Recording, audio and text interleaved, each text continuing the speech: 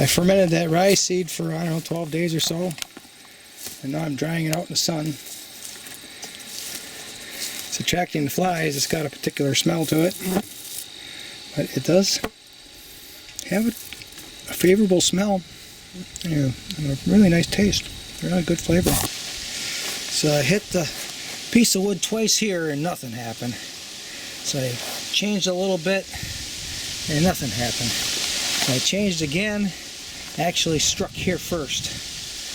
And this piece come off. And then I struck here twice and it broke.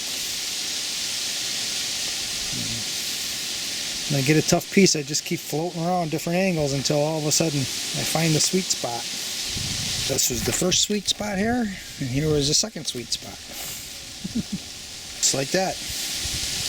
In the old days, I would pound at that one spot I chose 20 times. Maybe longer, I don't know, maybe I was that dumb. Now I just move around until I find a weak spot. And that's what happens. So this one here is a little long for my wood burner. I don't want to split it. I like those. There's like a junction there and that burns long. So I'm going to cut it right in half with the chainsaw. And each of those two will be saved for all night burns. If I get into that scenario where it's really cold and windy. Time to fry chicken and fermented rye seed. I think it's going to be good. I tried a little bit last night. It was pretty good. That's right. Okay.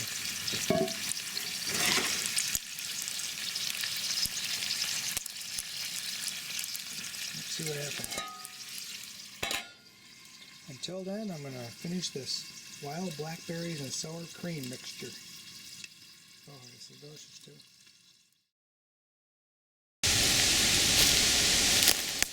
Right here we have beaked hazelnuts. They're small. They might be a little early to pick, and I'm going to take a couple of them and crack them when I get back to camp. See just what we got inside of here. There hasn't been any on these bushes for a couple of years.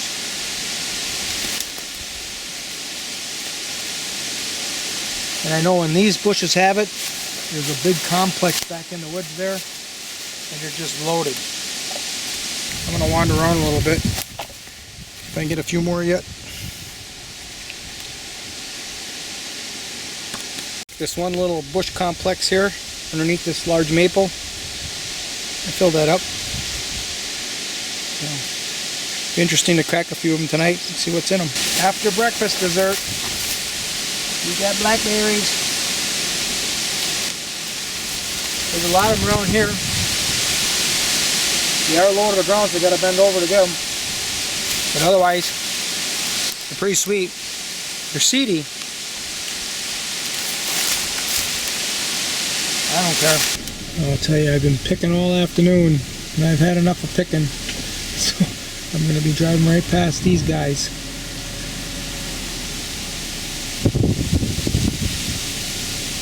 Big ones in there too.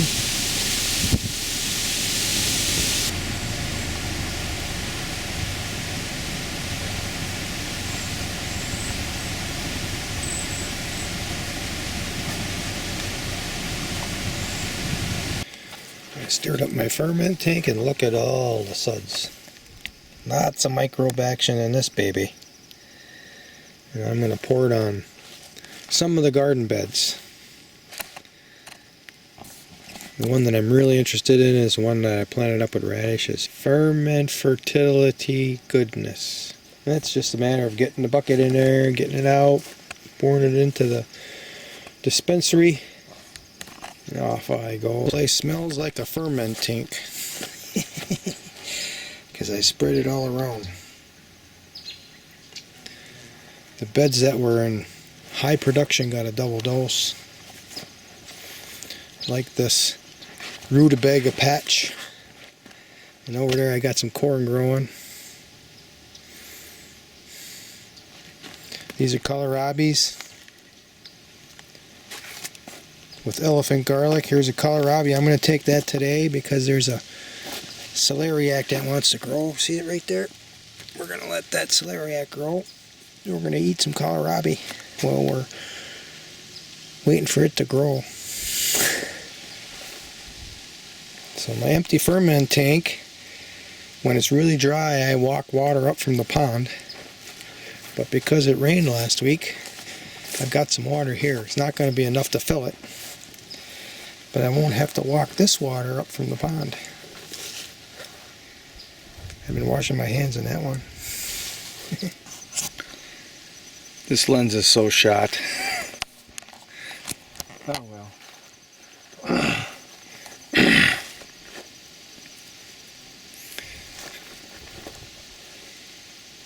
Taking you along for another tour of back where it's more wild. We got more raspberries that are setting up right now. Right here, right in front of the cabin. So,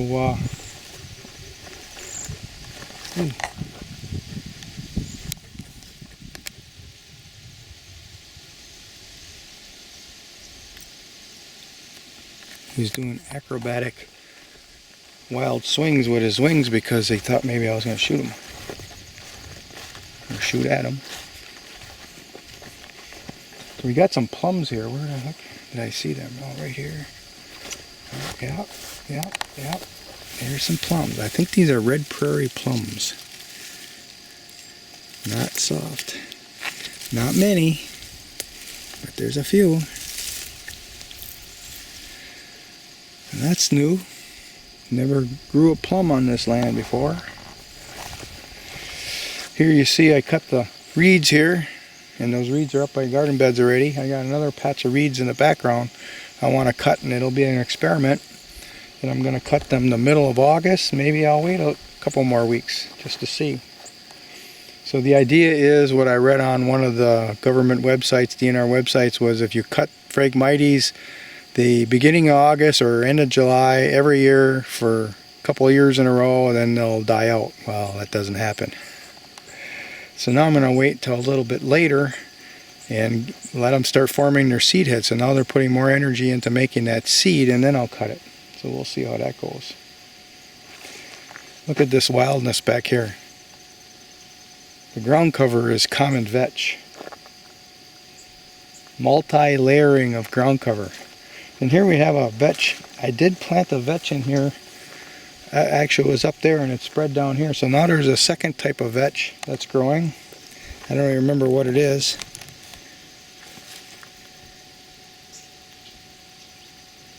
It doesn't grow as profusely. It doesn't grow as tall. It doesn't grow as many leaves as the common vetch. But I really like it because now it's blossoming when the common vetch is finished. So we have a continuation of nectar and pollen for the pollinators, the bumblebees, and all the rest of them. And this is the first time this apple tree has had apples. Get away from the sunlight here. They're not ripe yet. So we'll see. I planted that apple tree here as a fairly large tree. I transplanted it out of my backyard. I don't remember what it is. But that was in 2013. First time it had apples.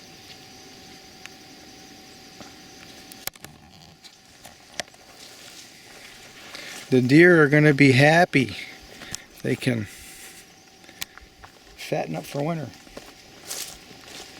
There's a theory about that I read the other day, that deer and bear are kind of like bears, where they fatten up for the winter and then they kind of like slow all their activity down in the wintertime. Live off that fat, but they got to keep eating because the bacteria in their stomach will die. So they don't need high quality food in the winter because they have all that fat. But they need the right kind of food to get that type of fat. Apples, I think, will do her. And here is a blossom from a cup plant. Look at that. Way up there. It might be, it's at least 10 feet. That might be 11 feet tall. Oh, look at all the aphids on this one. Look at that.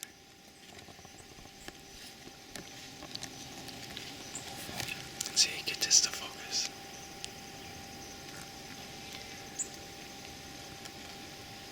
The goldfinch like aphids. This is aphid food, or goldfinch food. Probably other birds too. I watched the goldfinch just sit on one of these, not on a cup plant, I forget, I think it was an apple tree or something.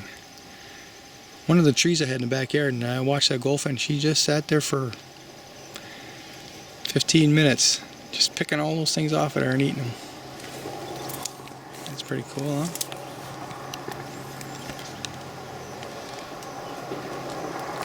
Normally I see ants tending them.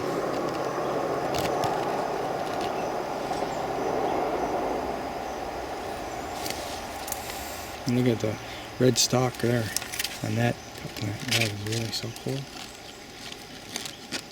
And then they hold water for wildlife. I don't know, it looks like it's a little bit in there.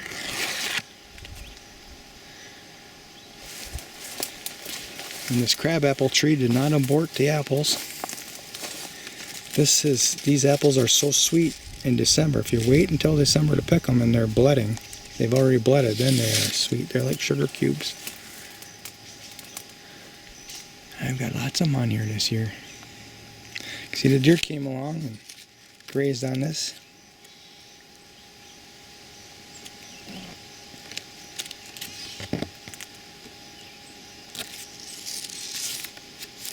That's a catbird crying. I think a couple of them in my backyard followed me here. You know, they were up there following my car.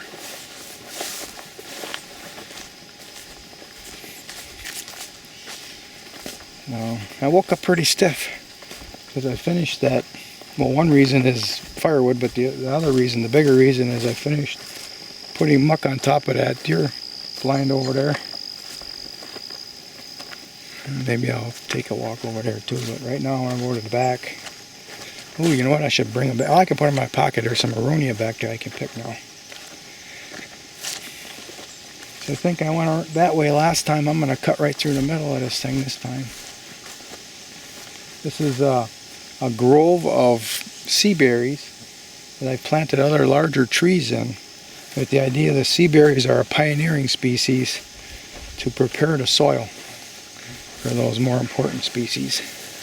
But I think the sea berries are important too because they will provide a lot of nutrients in their berries. I remember when the COVID crisis was going full on and everybody was scared crapless that, well, not everybody. I mean, there's some people that thought it was a phony thing from the beginning. But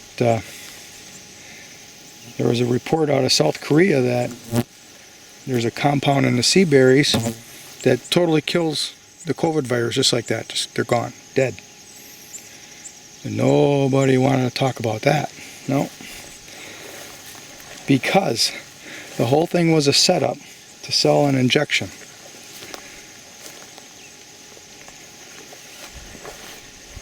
It was a marketing ploy.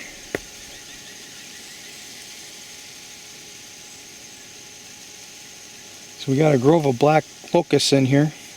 This was unforgiving clay, and now it's starting to loosen up. And I haven't decided what to plant in here yet with these black locusts. But candidates are honey locusts, Swiss stone pines, Korean nut pines. And I think the white pines will probably just naturally get seeded in here.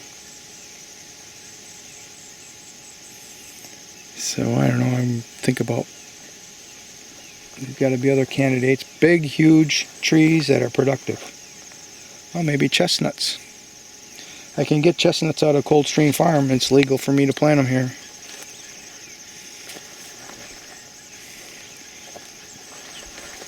Well, these hazelnuts here that I planted in this clear are doing good now since I put a bucket of muck around them.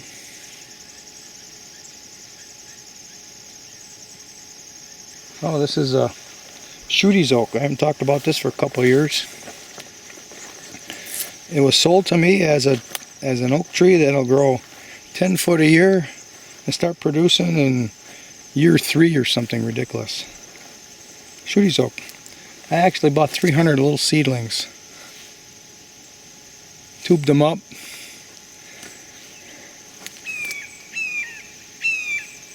And my hawk friend. That hawk isn't afraid of me. Oh, there he is. See that? Oh, no, that's not a hawk. That's a, how about that? That is a blue jay that mimicked the sound of a hawk. And it just took a beech nut in his beak and flew off with it. That's amazing. But anyways, this tree was planted in the year 2000. I think 99, 2000, 2001, I planted 300 of them. This is the only one that's alive. And here it is 23 years later, and it's, well, it finally got to 10 feet tall. But no acorns yet. Planted a red bud right there. Alongside of it is a red prairie plum. I don't know what I planted here. Might be a wild tree. It looked nice, so I put a cage around it.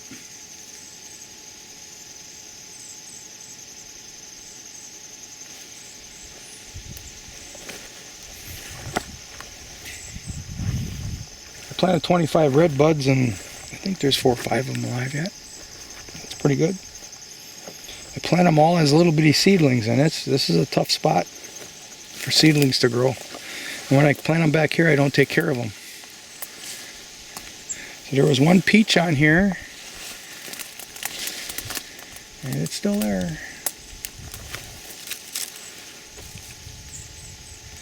Right here. Little tiny thing. This peach tree's been half dead for a while. I'd like to feel it. See what it feels like here.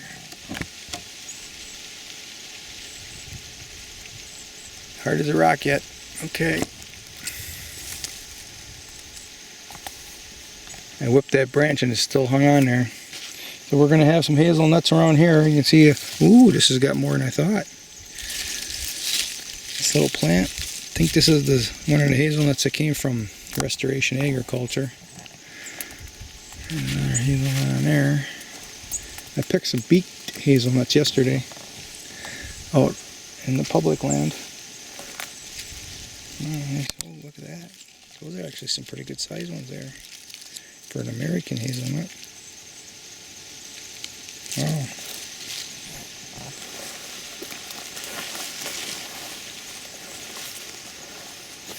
There. Here's some more of the Restoration Agriculture, and they were planted in this. This is hard pan clay, high acid hard pan clay, and I put a little bit of topsoil on it. And I planted these hazelnuts. And they're growing. This one here is not too bad right here. Tough plants.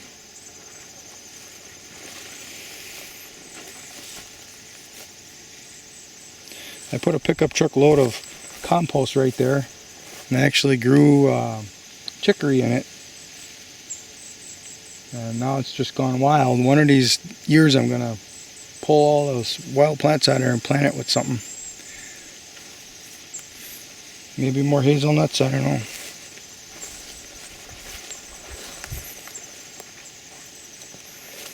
Oh, there's one of those bugs with a very long tail on it. Look at this. Oh, he flew off. Darn it. He didn't want to be the star.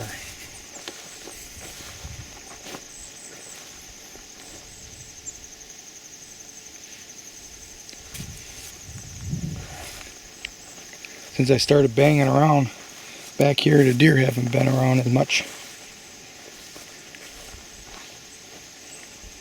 That's okay. If I stop, all activity back here. Don't leave my scent anywhere. It takes about a month and they all come back. Especially if hunting season starts while everybody's getting out in the woods to hunt deer. And if I don't put a lot of pressure on the land here, the deer show up here because they can smell where the people have been. I'm not telling you that works guaranteed, but that's what I've been doing. Of course, I haven't shot a buck now for 3 years here. I could have shot spike bucks if I wanted to. Every year I've seen spike bucks. Last year I saw 2 that I could have shot that were in range. One I didn't get in camera because I didn't have a camera for a little bit. I don't want to use this camera because you can hear the fan noise. I wasn't seeing any deer, Finally figured out this noise is so loud and I think the deer can hear it. So here's a honey locust growing in under the canopy of a white birch. And I'm going to top this white birch this winter. I want to find out if a white birch will pollard.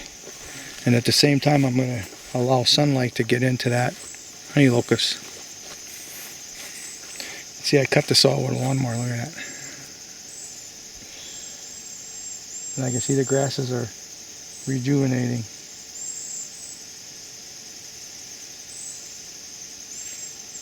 You hear the tweeting?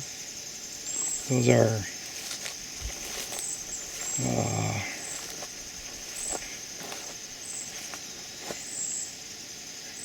I can't ever remember the name. I got a video one yesterday.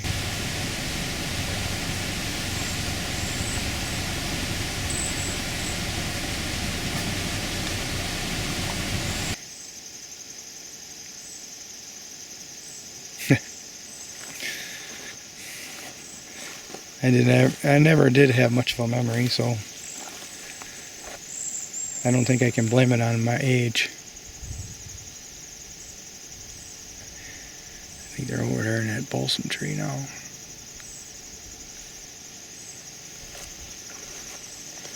You see the clovers coming up, fresh pick. Yeah. That's red clover that I seeded in here 2 months ago or 3 months ago, something like that. It's all coming up and amongst all the rest of the stuff that's growing. I like that plantain. That's a really good plant for pioneering, rehabilitating soil life. I planted also like clover in here 2 weeks ago. I spread it in here before it rained. That might be a little one coming up right there.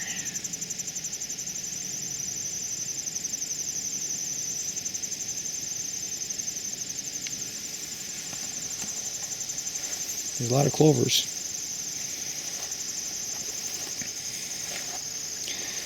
I noticed that deer aren't as interested in eating clover in the summertime when everything else is growing, but once the leaves start to fall off the trees, then it gets grazed right down to nothing. So they're grazing on it now, but they're just not doing like they're going to do once the leaves start falling off the trees. You can see that's red clover there in the shallow, and then there's white clover up on the hill, up on the dome. 2 types of white clover and a 3 red clover is mixed in with that. And this is red clover. Now I seeded it with alslike and you can see someone coming up. This is a small seeded annual rye. Yeah. That's doing pretty good right now. Ooh, there's a fresh deer track. Look at that. Looks like he skedaddled out of here. I must have roasted him out of here.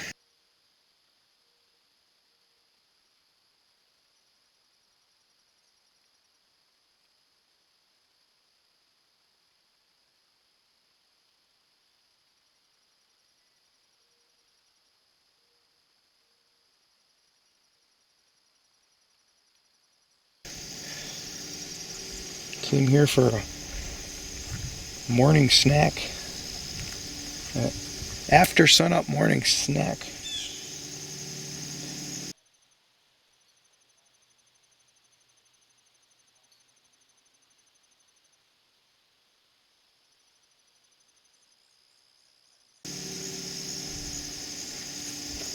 Yeah, I see that rye's coming up all over the place here. So this is white clover with chicory. That's another component of this, is the chicory, and it's growing. That's the broadleaves. There's some cattails coming up with it. There's goldenrod. I'm not going to do it today, but I'm going to actually hand weed this dome here.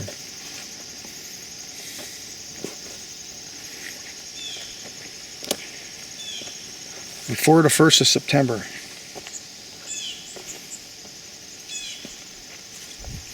And you can see I put this cage here. Now the clovers, you can tell just by, see it's lower here where they grazed it. And then comes up, it goes back down. There's also Jerusalem artichokes in there. Now they're forming full leaves. I suspect in another 2-3 weeks this is going to be just amazing how much growth is in there versus the rest of this. And some grasses I'm going to have to pull out of here, crabgrass.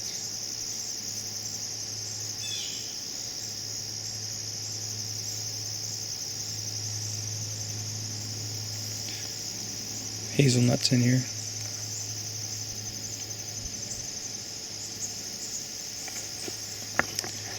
You can see all this red clover that's growing in this very wet area. I seeded now 2-3 months ago. I also put allslake in that annual rye in there. I can see the rye coming up, little bitty plants. Red osier dogwood sticks were stuck in here, and look at, some of them made it through all that hot, dry weather. This one wants to make some berries, but I'm going to pluck that off of there. Doesn't want to. I don't want to make it work that hard. Its first year. And then there's some that died. This one's a dead one. This one's a live one. So you stick sticks in. I mean, that's kind of an easy endeavor. So if one lives out of 5, well, plant 100. You'll get 20. Put some Sudan grass seed in here. You see them coming up. Oh, look at it. Here's some really nice leaves. That sends roots deep, and it dies with the first frost. It's gone. And all those roots will become compost corridors for something else. And that spot will probably be cattails. At least I'm hoping.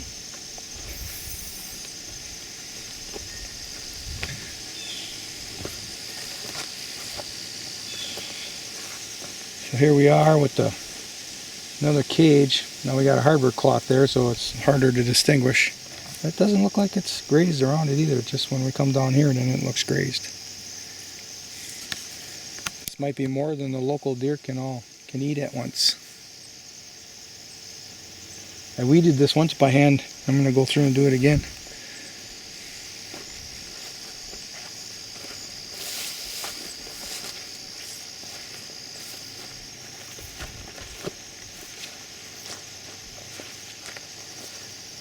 And I'm just intently looking at everything. Hopefully you can see some of it. Here's a chicory. I watched bucks on the trail camera. They eat all the leaves off. Now this looks lush right in here. This is a little bit lower spot, and I've got these bushes planted in here, productive bushes.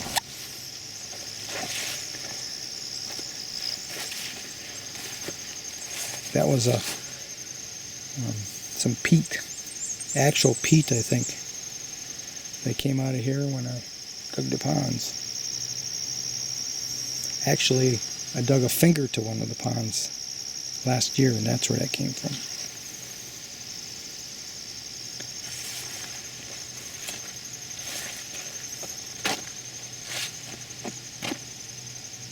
Comfrey's coming back after being grazed.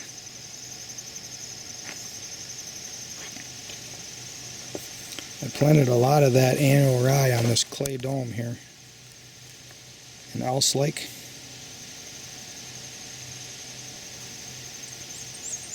I have planted allslake before in this dense clay, and it grows.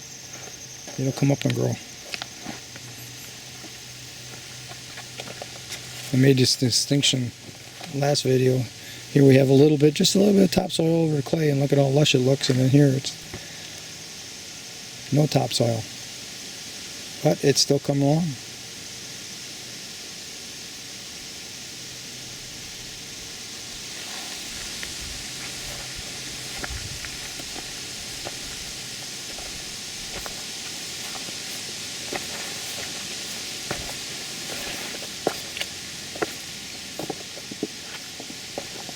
I think I can take some of these rocks and move them down onto this ledge here.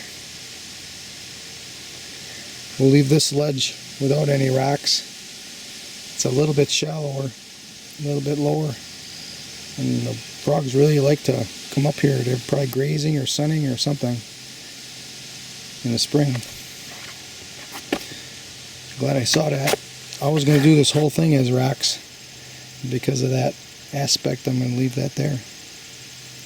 We've got wild rice growing in here. It doesn't look that great, but it's making seed.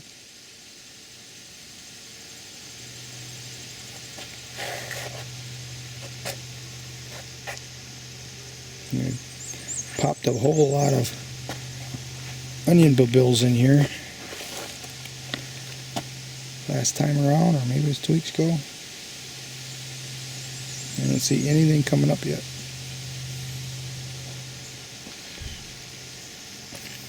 There's a whole bunch of them in here.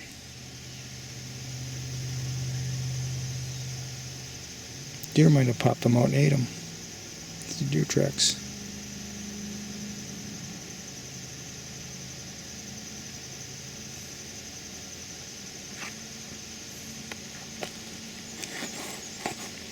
I put that annual rye in here. Look at it, it's all springing up in here. And it's really wet stuff. I don't expect it to last very long. I want to find out. Well, if it's really dry, you know, they'll probably grow good here. Everything else is dying out. Opportunities.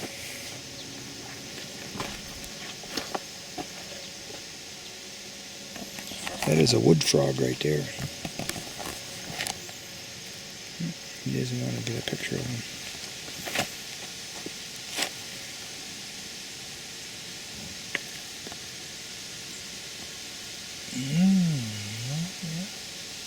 See that side marking? I don't know.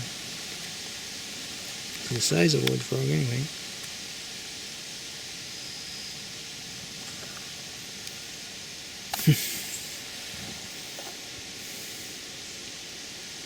There's a lot of green everywhere.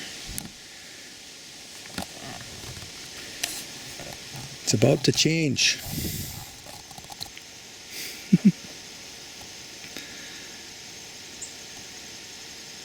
This pond was dug in 2016. It took that long for the cattails to get this established.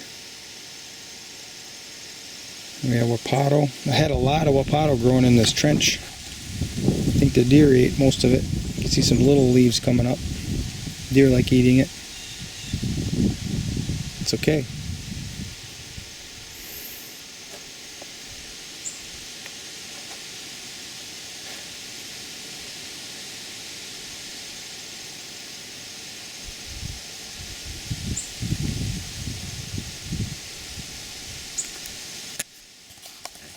I'm glad we have some wind because it is very humid. Well, look at these wintergreen. They're making some seed here. Look at that. I'm going to have to weed this out too. Get a good foothold here.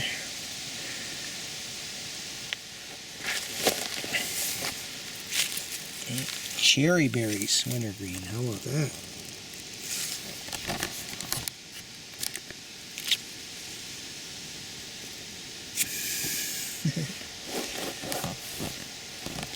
Adding to the diversity. One plant here and one plant there. Over time. Hopefully over the rest of my life I add something every year.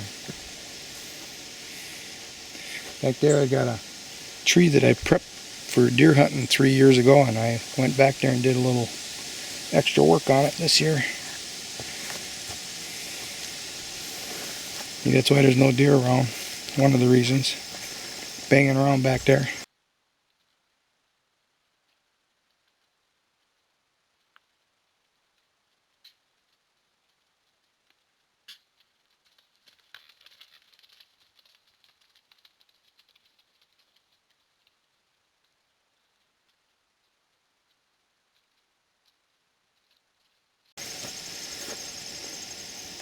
And look, this wapato is blossoming.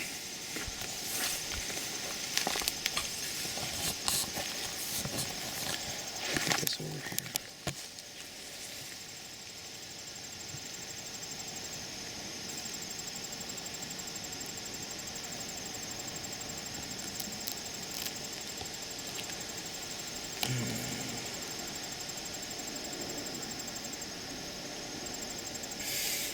We got wild rice. There's cattails coming up. I've had wild rice in this spot for 3-4 years now. Slowly expanding. There's another wapato that's blossoming. There's my $16 red hardy lily.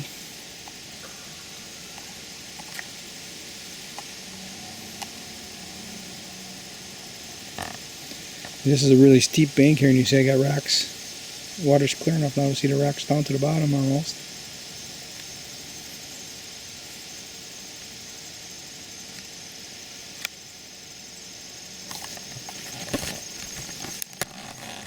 Alright, up my stone path.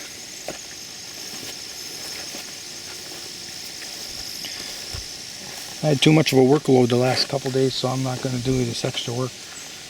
But I've got bills growing here that I'm going to plant in amongst all this clover and chicory. They do eat onions when everything else has died back.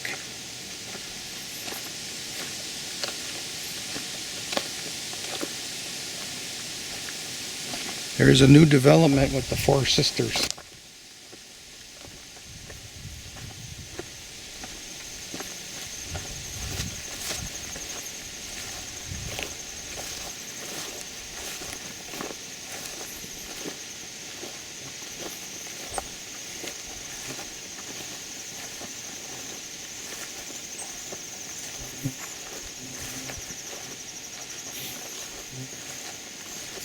Look at this.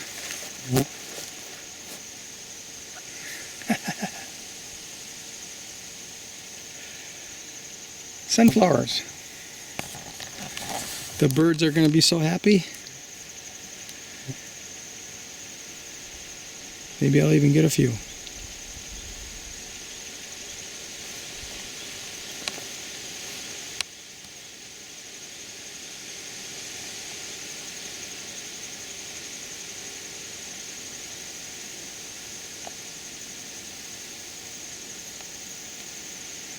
Let's see, 1, 2, 3. Oh, and then look at all the tillers on this one. This one here is setting up to have 1, 2, 3, 4, 5, 6, 7, 8 blossoms on it. Oh, there's one underneath there, 9. One on the other side, 10. Wow. And this is, okay, I got to draw this distinction. Over here there's 6 to 8 inches of compost, and here there's only like an inch. And the sunflowers, there's no difference. The corn, there is a difference. And I think the squash is a little more anemic as well. But the sunflowers, no big deal. Well, this sunflower here is a little taller. There's bumblebees working it.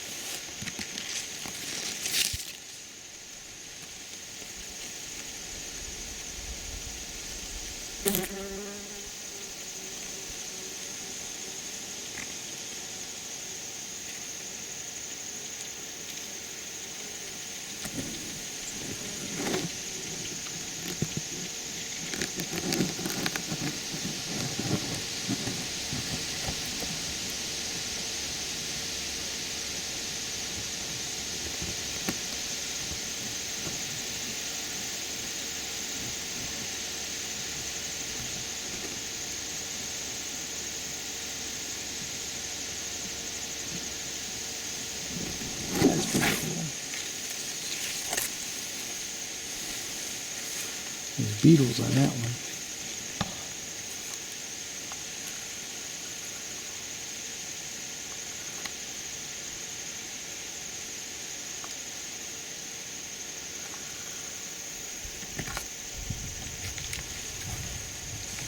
And these beans are finally blossoming. Oh, not that one, but this one is. I don't see any in that one yet. You see how it's emptying out in the middle. That was a jungle before. I had to actually cut some of the leaves of the squash back so that the cord could get up over top. Maybe I didn't have to do it. I don't know. Whoa, look at this sunflower. Look at how it was grazed by a deer. Wow. It's amazing. Cut that off. Didn't even need it.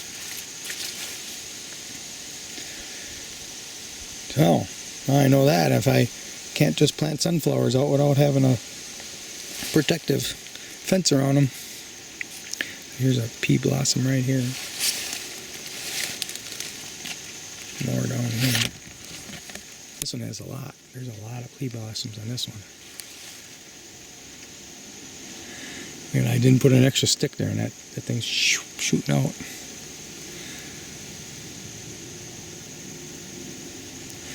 Better figure something out before I walk back. The deer don't eat the Sudan grass.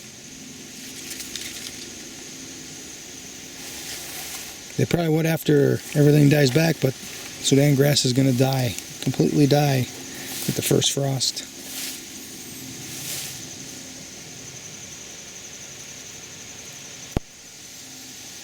So yeah, there it is. Squash right there.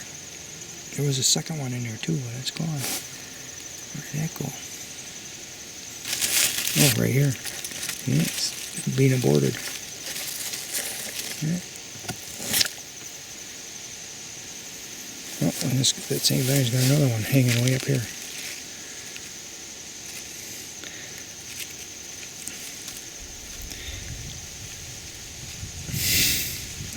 It's caught in that fence. Well, maybe we'll just leave it grow into that fence. Help hold the vine up. See what happens.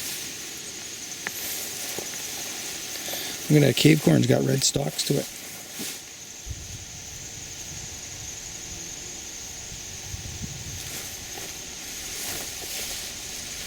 So I don't know if that's tillering or if I plant a bunch of seeds in one spot. I did plant like, no, I kind of scattered them out. Might be tillering. I don't see any tasseling on them yet. Middle of August, they got 2 months, so I guess we got a lot of time yet.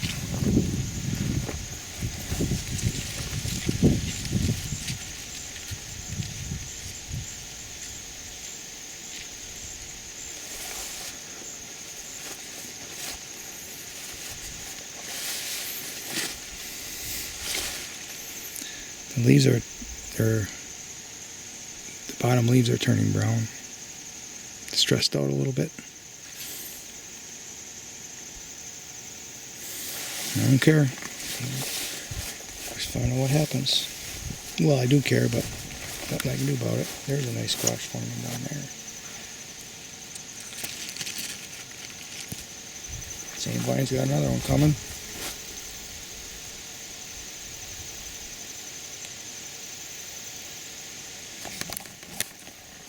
Alright, that's interesting. So sunflowers.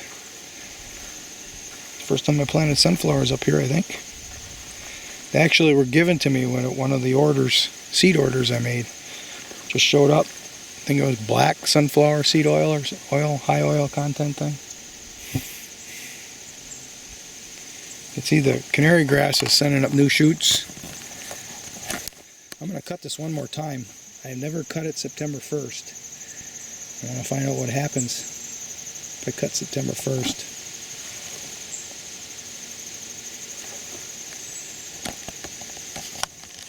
This is a wild jungle and it took a long time to get this cut. But this is a really dense patch canary grass. You see how dense it was? Nothing else was growing there. And sending up some new fresh pick there. This is what it looked like. Same thing was happening over here. And when I started cutting this, the canary grass has slowed way down. And the bird's foot, you can see the little clover-like leaves. The bird's foot has gained a foothold, and it was in reverse before I started cutting it. The canary grass has taken over the bird's foot.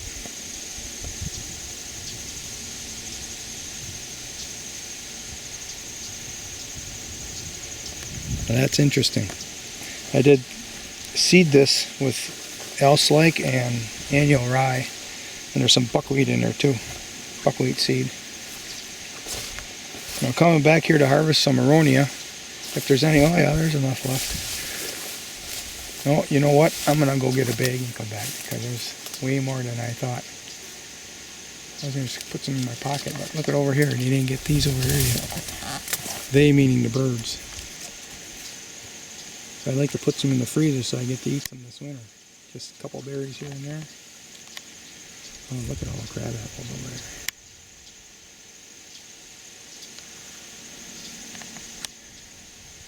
The deer are going to be happy.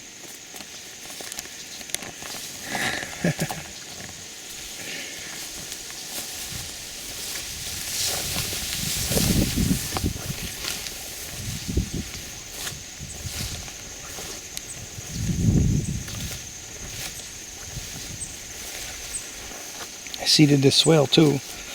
Come in here and look and see. Yep. These really little plants there, that's annual rye. Ooh, look at this. Tiny, tiny little snake. Look at that. Got it. Oh, he got away. Oh, I had him. Got him. There, look at that. Wow.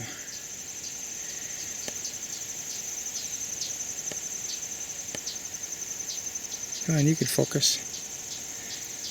There you go.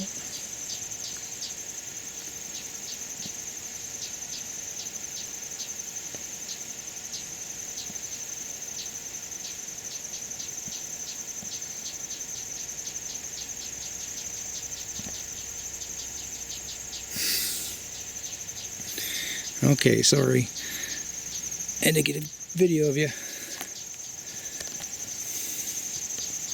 You see the leaves are moving on the grasses where he's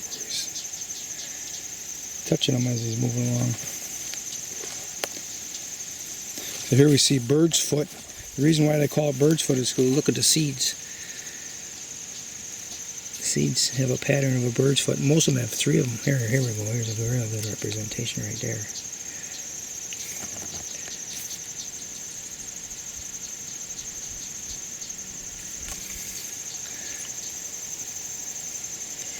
That plant, more than anything, is responsible for pioneering this clay. It's tight.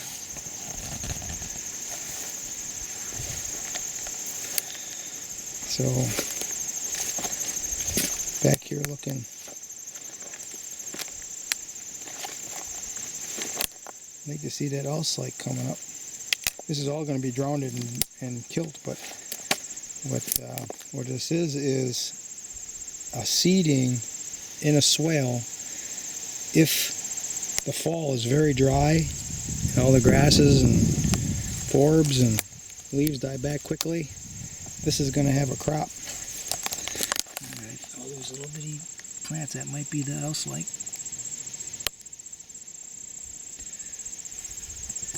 And if it floods, then it floods. Everything else will be alright.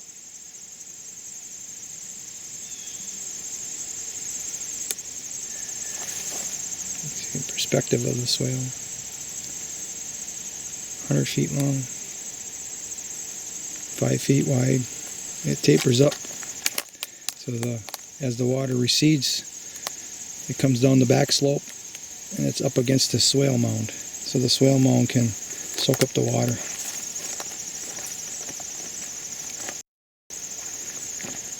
I planted a lot of trees on this swale, with subsoil clay, high acid subsoil clay, and not very many trees are alive. Black locust made it, but even a lot of those died back, and they're just gone. I think I put like 10 of them along here. And here's one, and this is probably an offshoot of the one. But with all this bird's foot in here, I'll bet I can successfully plant something in here now. I'd like to plant Swiss stone pines in here. I can't find any for sale. I've got 3 stone pines growing in this open area. I'm going to guess it's about 2 acres. Let's come up here on this rock. There's a nice white pine that's growing nice. And I'll give a panoramic view. This is like a 2-acre opening here.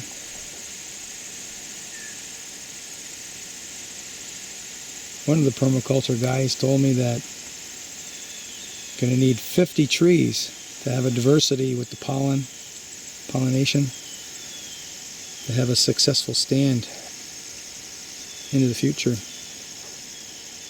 I've got 3. And I planted 5, but 2 of them I planted in a very inhospitable spot, and the canary grass choked it out.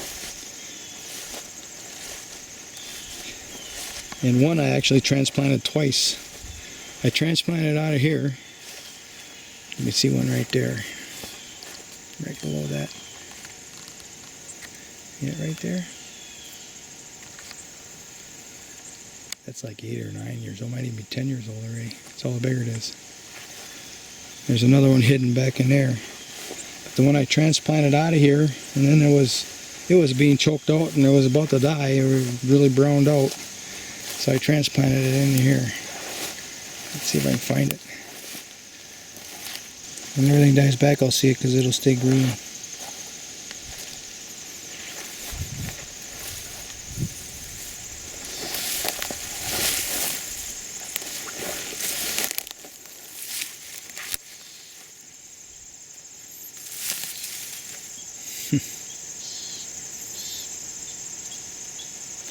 No, I'll give up looking up for that thing.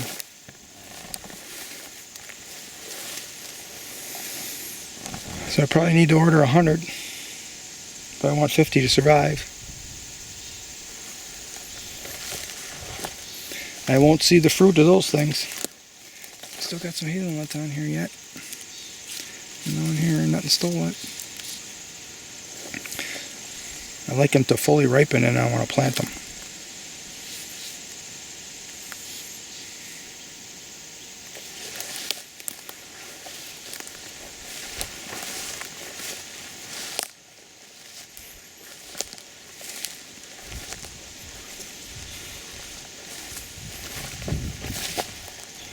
What is this?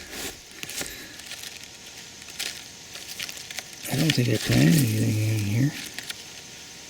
Maybe that's a chestnut leaf oak or something.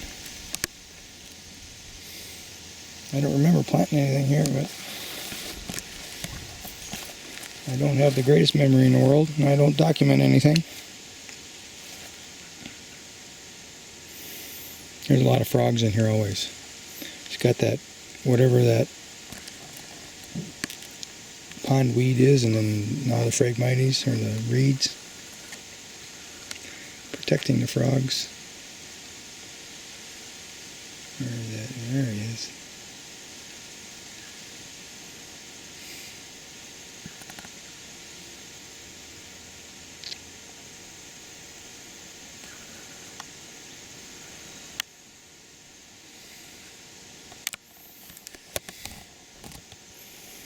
So here I built a bear-proof apiary, and one time I forgot to lock the gate, and the bears got in there and wiped them all out. I haven't had any bees since. When I bought them, they were like $85 for a nuck. Now they want like $200. Forget that. Probably better not to have any here anyways, I don't know. I'm thinking about it. Either I'm going to tear this apart since I got that machine, or I'm going to get some bees. I don't know what I'm going to do.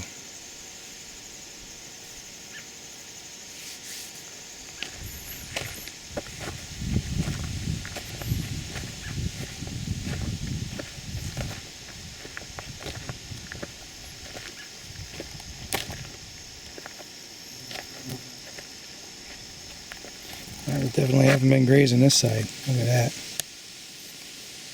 That's lush. I had mustard in here last year.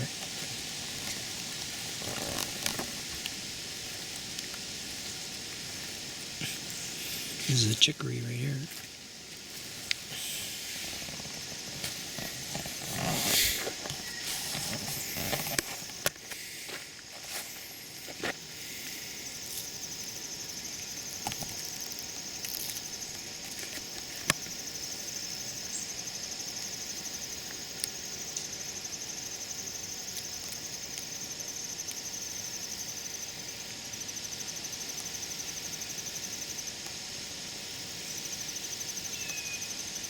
Beware of eating me. Another one here. Goldfinch going nuts over that stuff. I have a trail camera here. I think it misses some pictures, especially long distance ones. So I set it up a little higher, and I don't have it pointed down. I got it pointed towards the clay dome. I'm not going to check today, but when I bring it home, well, I'll check it maybe later tonight when I get home. Check the card.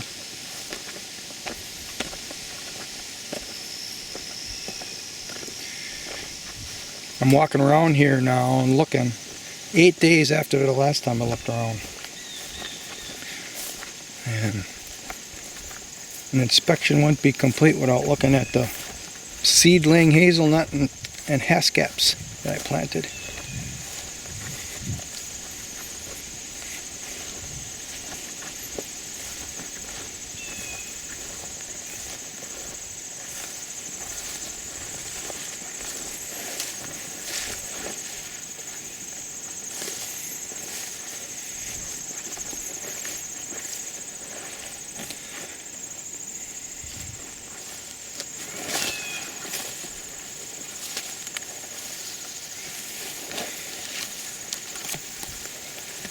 Here's one. Two of them. I must plant them together. I don't think they're going to grow any more new leaves, but what are their conditions? This is a hascap. That absolutely did not grow any new leaves, but it's alive. What is this? It's purple. Oh, dogwood. Oh, these two look nice. They're nice. That one's actually making a new leaf right now.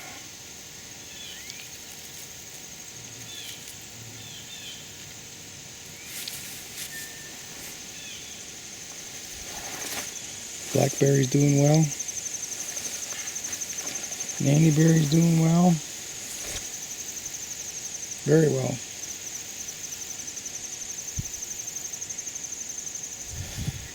Look at that hazelnut. It's a dandy.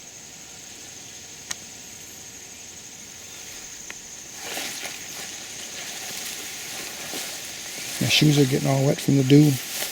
There's another dandy.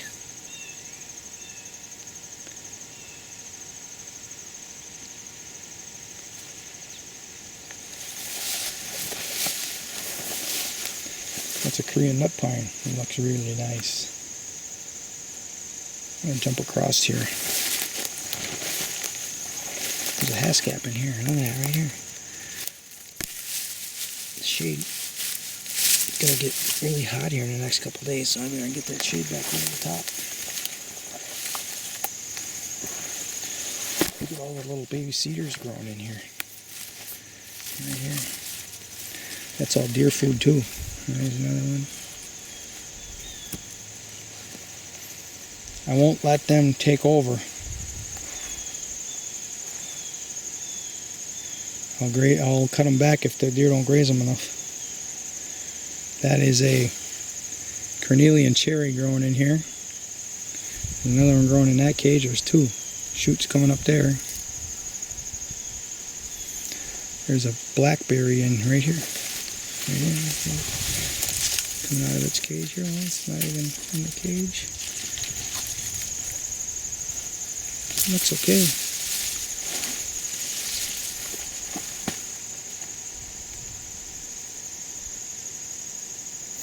This is tansy. Deer don't eat that stuff. I think it'll kill a horse.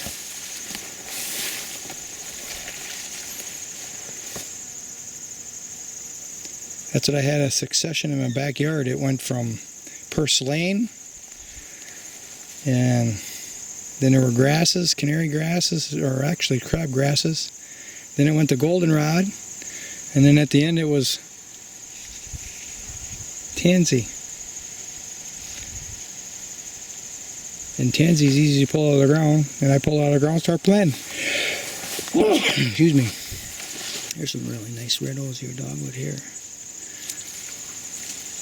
That was planted by a stick 3 years ago. Here's Aronia. The haskap down in there, that bare soil. This is Joe Pye weed. This is a good one.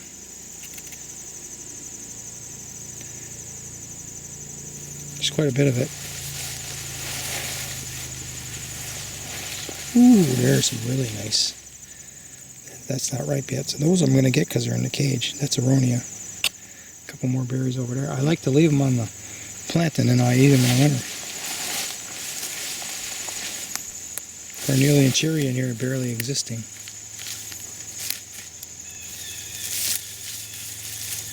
See if we can get some sunlight on it here. There we go. All of a sudden it's got sunlight. Get the morning sun on it.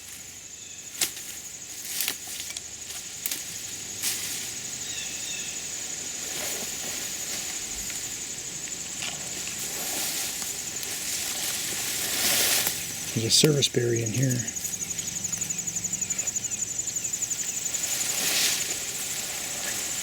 Another Aronia. Last year this one had berries, but this year no berries. Another service berry. I planted a haskap in there, but I think it's dead.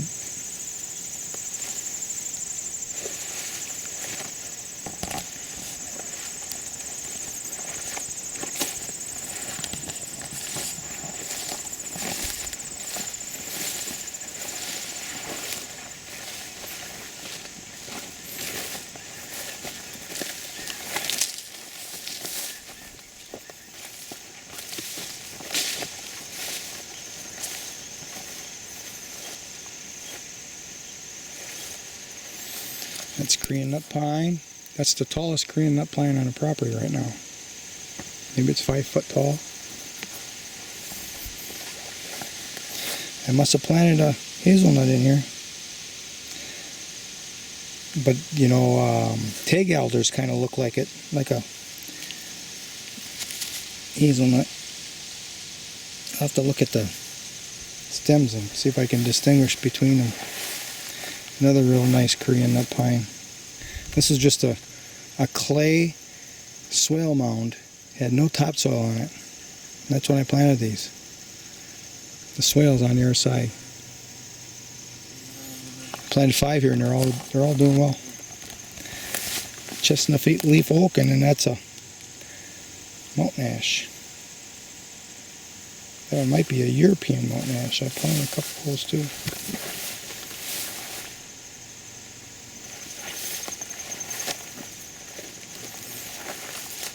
Another one. Chestnut leaf oak. There's a maple growing behind it, and it's almost got the leaf of a hard maple. Yeah.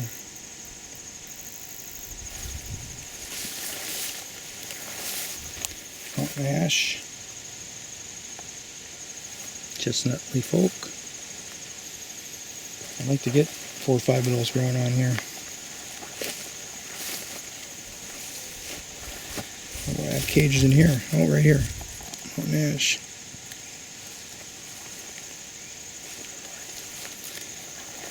I planted this apple tree back here and it got ate by the deer. many years in a row. Finally I put a cage around it. Now it's reaching up. It's tall enough now to be out of the reach of the deer, but the deer like to take their snout and they break them. I think because they know they can browse it then. Otherwise they aren't going to reach it. It's going to grow out of reach.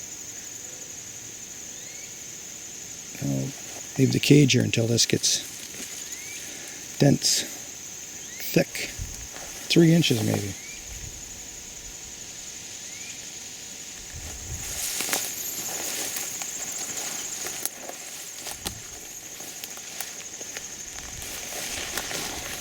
I think that's a Chickasaw plum.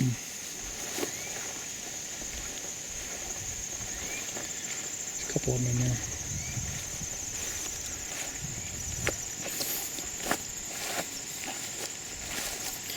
Another mountain ash. There's the hornets protecting whatever it is I planted in there.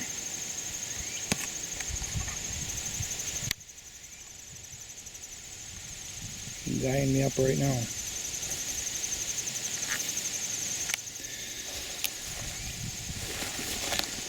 Chestnut leaf oak and a Korean nut pine growing together. When it died back, that's the chestnut leaf oak.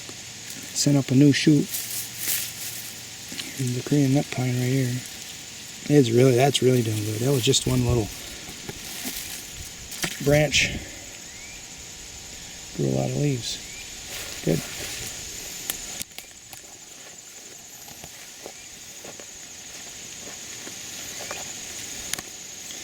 Well, I'm going to go back and drink my last cup of coffee and finish up and go home. This is the 3rd day I've been here. Look at that. That lane is cut. I got seeds in it. It's got some nice new leaves growing since I cut it. Just with the old plants.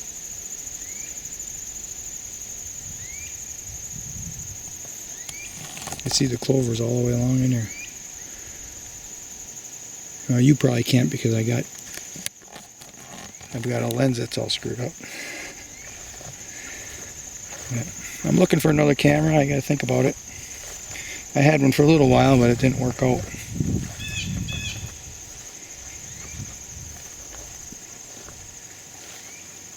Here's a honey locust. I think I put it in here 4 or 5 years ago. Look at that, he's got a protectant too. Ooh. He didn't jump on me, did he? That was a big spider. Oh, there's a bug in there. That's what I was doing, feeding on that bug. This honey locust looks pretty good after quite a few years. I knocked back the bushes around here so it gets morning light. There's some more bush ferns I can get out of here. There.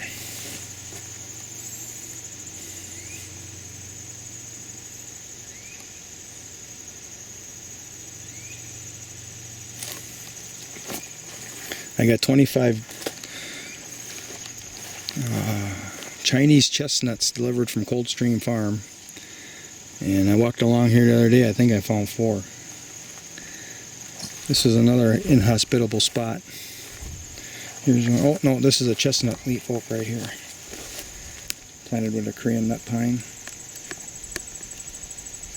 This might be one of those chestnuts I planted right here. Chinese chestnut from, that was planted 10 years ago.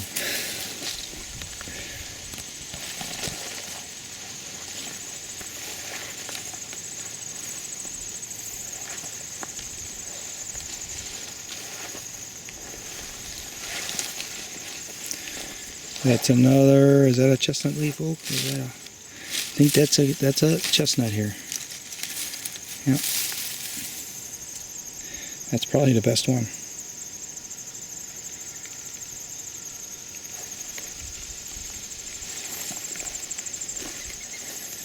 This I think is a hop hornbeam. The parent is just over my shoulder.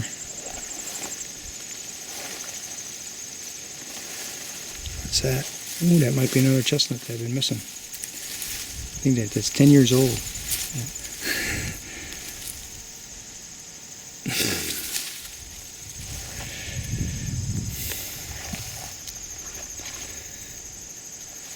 Now that's a chestnut leaf oak and a Korean nut pine planted together. I didn't realize the chestnut leaf oak could grow so well in this high acid tight clay. I might not have planted them together. I didn't think hardly any of them would survive, but I know the Korean nut pines do it. It's got to be an interesting experiment to see how they grow. Interesting to me anyway. I like that these ants built this mound on there.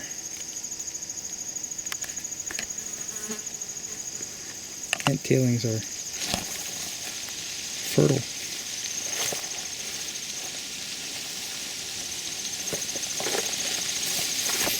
Here's another Korean nut pine, and that's a chestnut leaf oak that's suffering.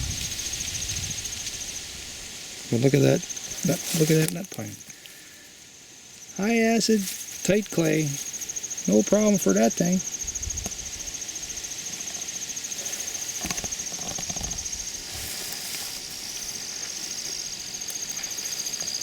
Planted a redbud back here years ago, and it's just barely making it. It was a clearance deal from Walmart or something. This is the tree. Even got the tag in here yet. Eastern redbud. And here it's got leaves. Yeah.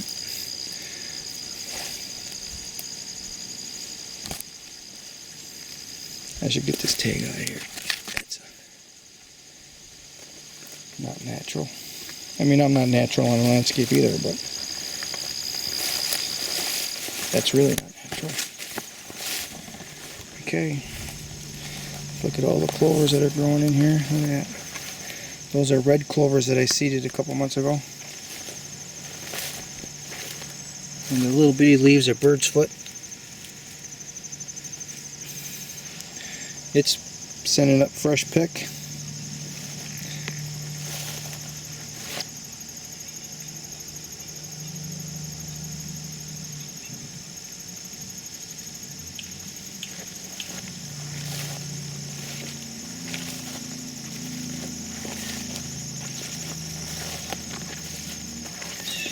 Okay, well maybe this is else like right here, springing up. Well, I planted it last week, so it can't be that fast.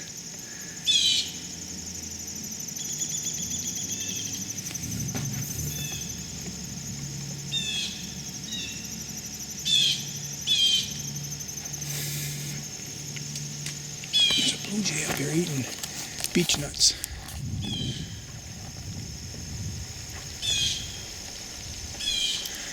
That is a big blue jay. That's a monster. Let's see, where is he?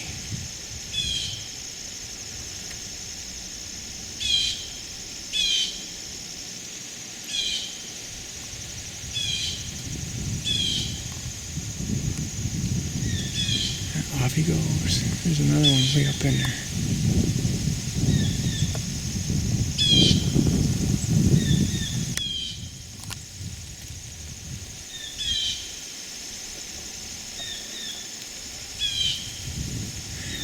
The blue jays around here are well fed, no doubt.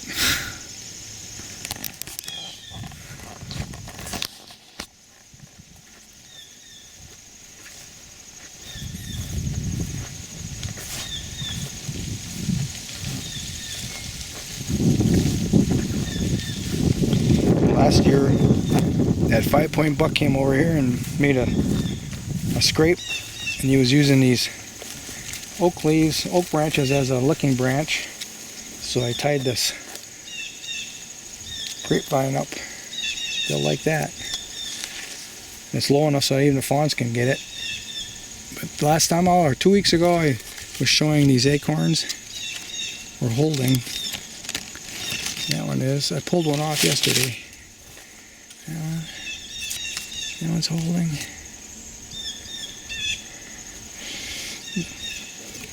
Once they get a certain ripeness, they just disappear.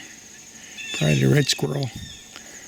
There's not enough of them. So this was covered in acorns just 2 weeks ago. And now there are not very many left. That's what it's been doing the last couple of years. Like here's one right here. You see, it'll come right off of there. Yeah.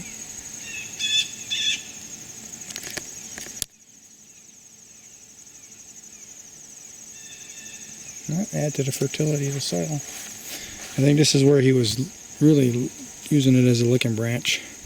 And he did this year again, this summer, and now it's sprung out some new leaves.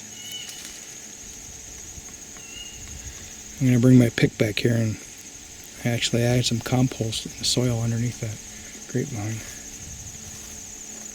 Yeah, and I don't see many acorns up on top. I planted this in the year 2000. Another clearance deal from like Walmart or something. It has a swamp white oak.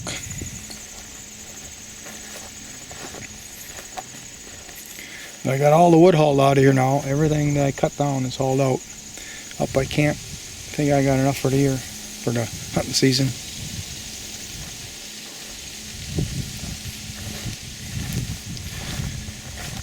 We should check on the service trees. I noticed the other day one of them has a brand new leaf on it. Here's one in the really dense shade. It looks very healthy.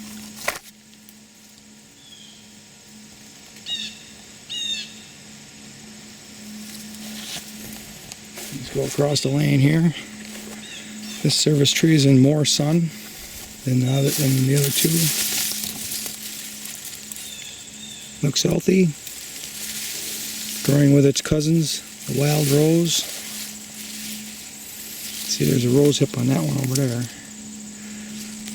I do chew on them. See, I might stick a peach tree in there next spring in that cage with them. And here's one that's kind of gets afternoon sun, and look at the new leaf on it. Nice.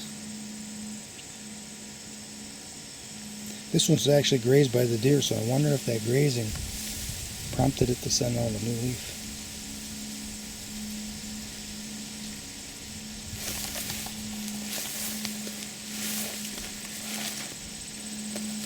There's a pear tree that's going right up, straight to heaven.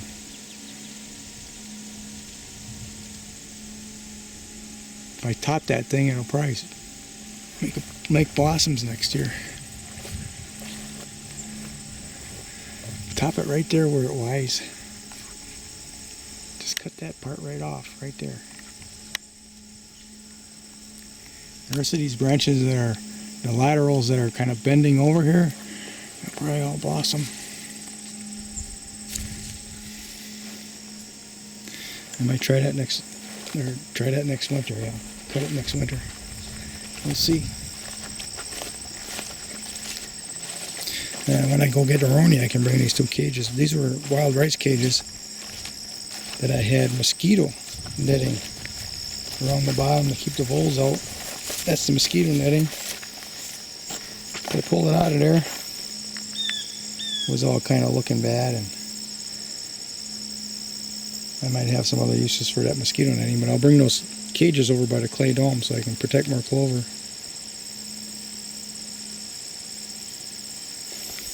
Here's the buckets I was all in muck wet. Okay, have to come back here and check on wild rice. I was looking at it yesterday, but I'll show you. I haven't shown the YouTube audience for 8 days. Well, I don't have my boots on, so I can't get too close.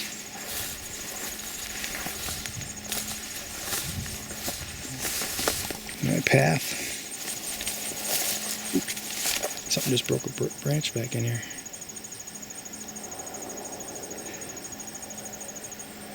Hanging around, you know, if the doe leaves the fawns close to camp, I think there's a lot less predation around here because the coyotes and everything knows I'm around.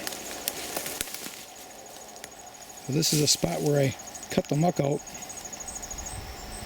and it's going to went on top of the deer shack. This is actually some type of a bog plant. There was none of this here at all 5 years ago, none. And it's taken over. When it gets its mat form, nothing grows out of it. can see how it's muted all the cattails. Maybe the cattails will get up through it, but no wild rice is growing in it. This was all wild rice a couple of years ago. Now there's none. So here we have wild rice growing out of this where I cut it last year as an experiment. And it worked out so nice that I'm doing it again. So here we have wild rice in its milk stage, I think. Let me see. Nope, there's nothing in there yet. Basically just a sheath waiting to form up. A couple more weeks.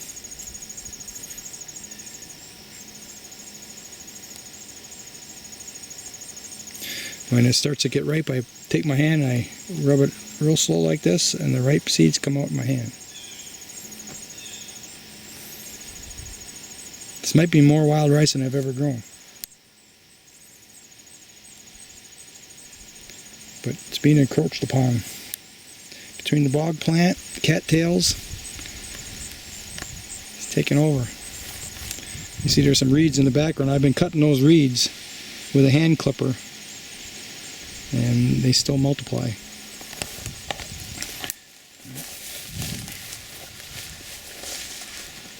The reeds win until the trees take over. Like here, this is reeds that I cut. I brought all the material as mulch on top up by the camp for the garden beds. I never cut this twice, but I should cut it twice once. September 1st. Cut it first week of August, first week of September. See what happens.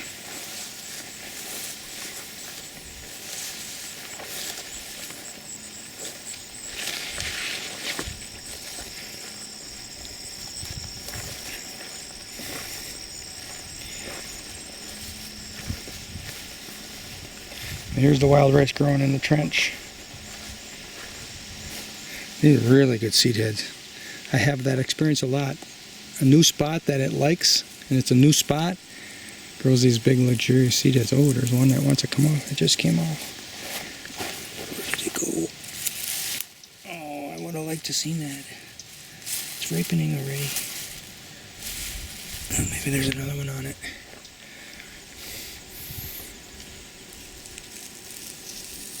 Yeah, some will come up.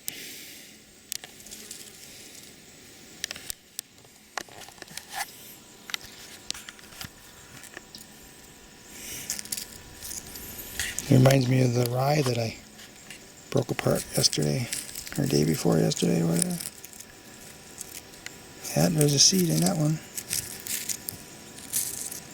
Oh, that one's empty. That one's empty. And that one looks empty. So there's one seed.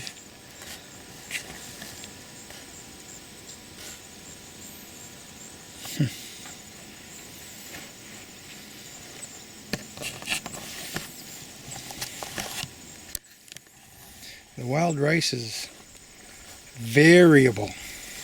Lots of varying differences.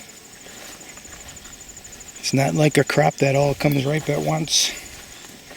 And some of the seed is small enough that if it drops in the water with its sheath, it'll float away.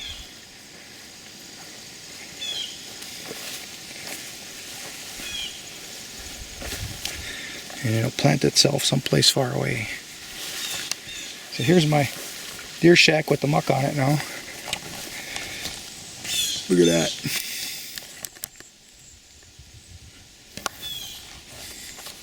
My attempt to quiet it all down. You can see the poles on top. I was inspecting them pretty good, and they're not blowing at all. But I still might put a brace in there, right between the two ends there. I want to plant something up here, but I don't know what yet. Right now I'm planting sphagnum moss.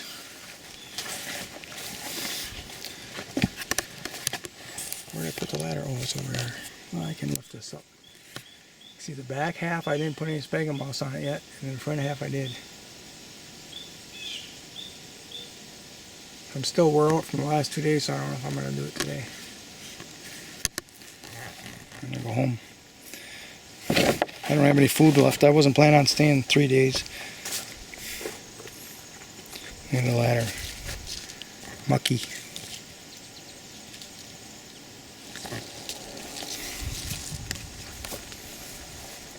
This is one of those hybrid willows. Supposed to grow so dense and thick. There's another one or two that I planted in here. I don't see them. But this is to camouflage the sneaking into the shack when you're deer hunting so they can't see you. All these cattails I'm encouraging to grow here. Look at how tall the Joe Pye weed can get if it's competing for sunlight. Look at that. That's a tall one. It's over my head.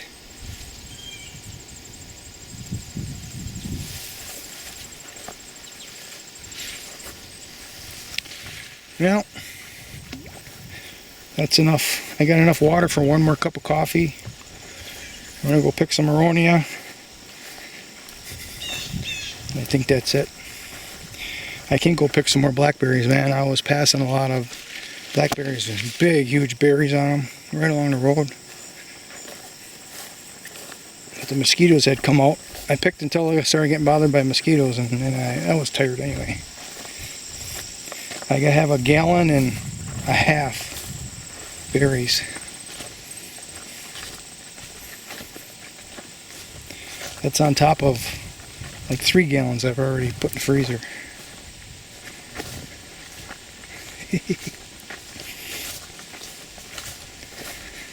It's a phenomenal year. Some years I'm lucky I get 1 gallon together and I gotta go driving around all these patches I know about.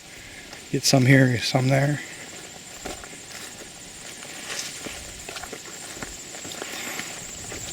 There was a young couple that was picking, and I stopped the car and I wanted to be friendly, talk to them a little bit. No, they didn't want to. They wanted to pretend I wasn't there.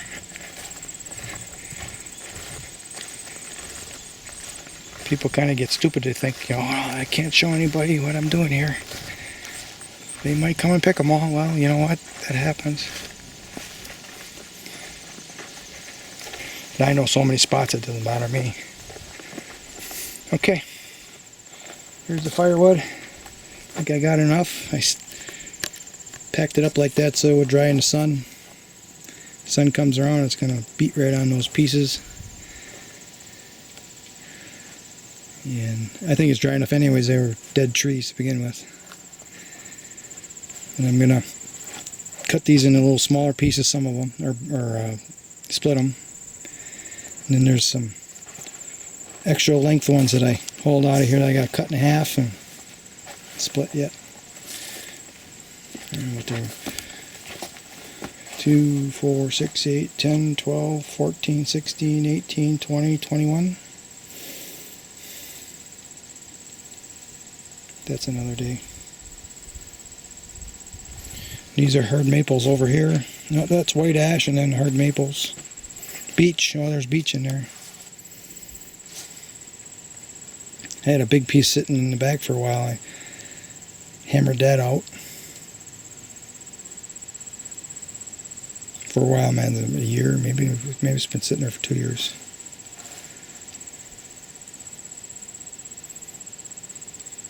It's muggy, man. It's really muggy. I'm sweating just walking around. I don't think I'm going to do anything. I'll just suffer. I'm not going to do anything except drink coffee and pick some aronia, and then I'm out of here. I left some of the aronia on for the birds. And of course they probably got their share already. That's all I got harvested. That's all I get. A couple of years ago I think I filled up 2 of these. The birds found them. There's a nice batch right there. I think I'll take that yet.